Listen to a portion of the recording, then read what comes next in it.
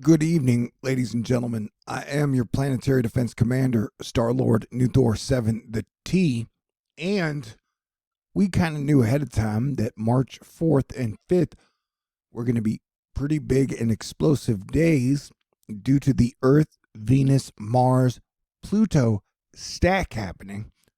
So much so that I came north and I've been hanging out with my mom and Fig, aka Coach. And yes, it is March 4th, 4 a.m. in Moscow and, I believe, Ukraine. And I highly recommend you pray for peace, as metaphorical asteroids are going to be whizzing by all day and tonight, it would seem. And we are tracking a nuclear power plant that is reported to be under attack from all sides. The nuclear power plant is in Ukraine, and it is under attack by Putin's Russian soldiers. Mark Rubio saying 16 minutes ago, a second Ukraine official just now says reactor was hit, but the reactor is inactive with fuel inside, but that the building, the admin building, which is on fire, he had received no information about elevated radiation levels, though we are getting other reports that radiation levels are escalating and are up as high as 25% above normal. Meltdown is reported to be unlikely, but a leak is possible. At this moment, there's no other complete, absolute, verified information available. I gotta say, this is my opinion I'm about to say, shelling a nuclear power plant, which controls 25% of all the power in Ukraine, is one of the craziest things I've heard in the modern age. Like, what is the upside, bro? And B, technically causing some type of a nuclear disaster, whether it be Chernobyl levels or it be Fukushima levels, would be an attack on NATO, aka Europe. So this is Cold World War III that seems to really be heating up by the moment. Dmytro Kuleba, I believe, maybe the mayor of a town in Ukraine, may not though. Russian army is firing from all sides upon the Zaporizhzhia NPP, the largest nuclear power plant in Europe. Fire has already broken out. If it blows up, it will be 10 times larger than Chernobyl.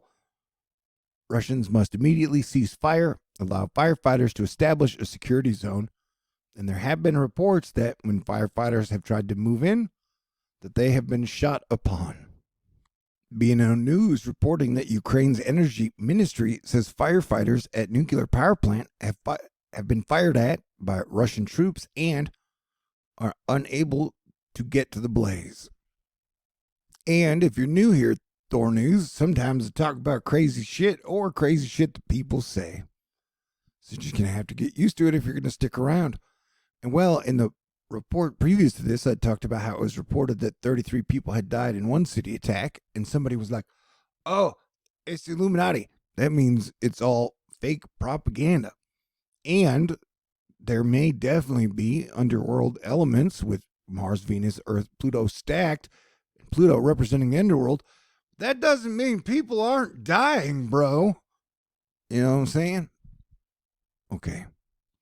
And, Jack Sillen is saying big high pressure building into Scandinavia means that any radiation that might hypothetically be released from an incident here would be pushed straight into the rest of Europe.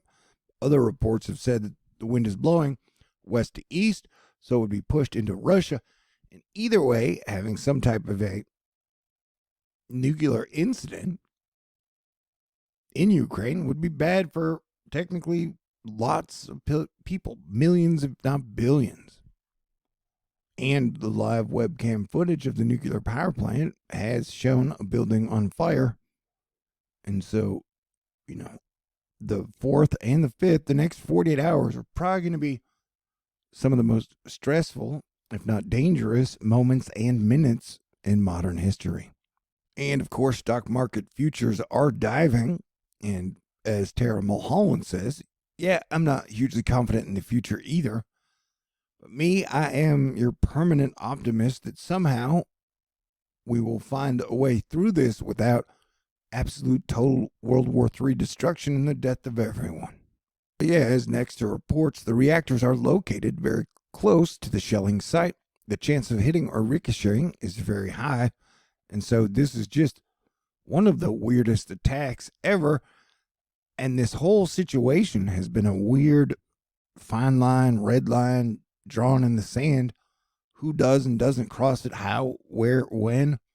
I mean, it's like, now they've been allowing soldiers or people from any other country to come in and fight for Ukraine if they want.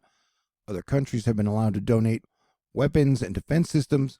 So it's almost like, it would seem that like if the U.S. Air Force donated some Warthogs and some F-35s, and then some American pilots were like, hey, I'm allowed to go join the cause. I don't know. Shit could escalate really fast. That's all I'm trying to say. So please pray for peace and hope that God and Master Fight Club helps pull us through, or whatever miracles from whatever angle, we'll take them. Right now, I mean, just putting my finger on the pulse of everybody, it seems like it's like 80-20. 80% of people are like, Putin, what the fudge are you doing? And 20% are like, hey, Putin's doing a great job. And so I guess we'll all stay tuned. David B. be saying it won't blow up.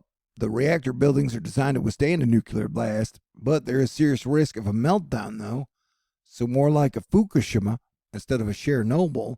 But both are horrible options, man. Like I keep saying, what's the upside? Many times in life, when I do stuff, especially defense-minded, I'm like, what is the upside? Anyhow, this is your 7:47 Texas time THORnews report. I hope everybody stays cool, stays calm, and hugs your family, your friends, your mama, your dad, and, prays. So stay cool, and I will continue to bring you guys updates. Okie dokie. God bless everyone, and may we all make it through this together.